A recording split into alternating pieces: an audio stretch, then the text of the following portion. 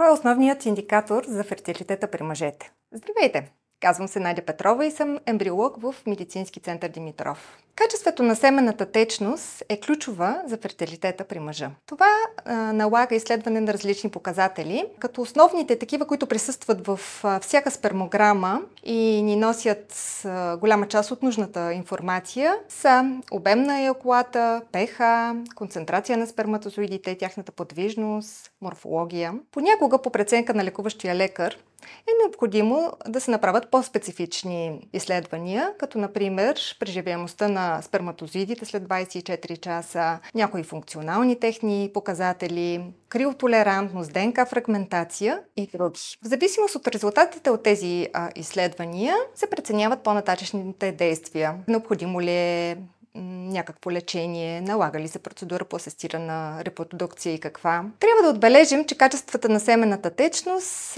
не са в пряка зависимост с потентността на мъжа. Искам да ви призова да не отлагате, а да си запишете час за спермограма в сайта на Инвитро АГ Медицински център Димитров през линк БИО.